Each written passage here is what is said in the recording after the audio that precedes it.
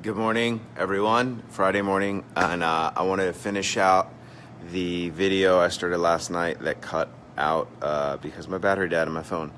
But there were some good comments. Thank you, Nathan, for jumping in. We're talking about when do you give up and when do you dig in. The whole concept of digging for gold and quitting, and then the person taking up right behind you breaks through 3 feet, 6 feet away from where you stopped. So when is the right time to give up? When is the right time to dig in? Is your goal appropriate? So that's the first point I want to make. Is it a good goal? Is it the right goal for you? Did you are you headed in the right direction? Did you calibrate? Do you have any kind of way to calibrate if you're headed in the right direction?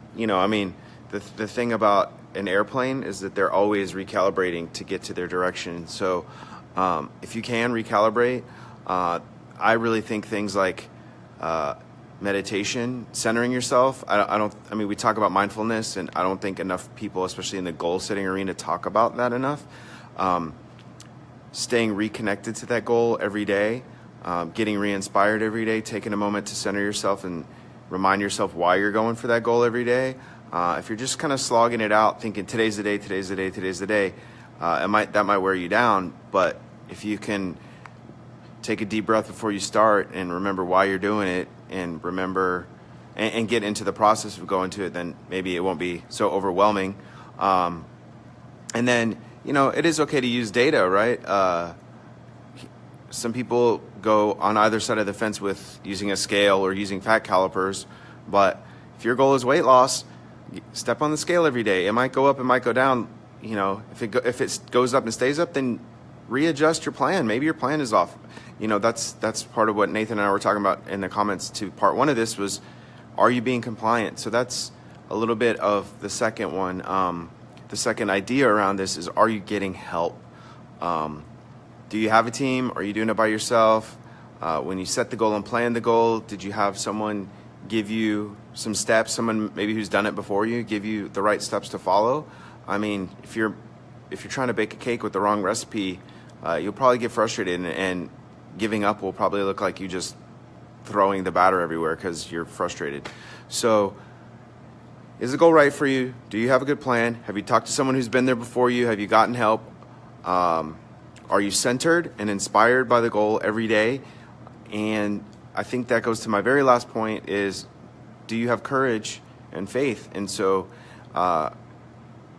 it's okay to give up if your goals change.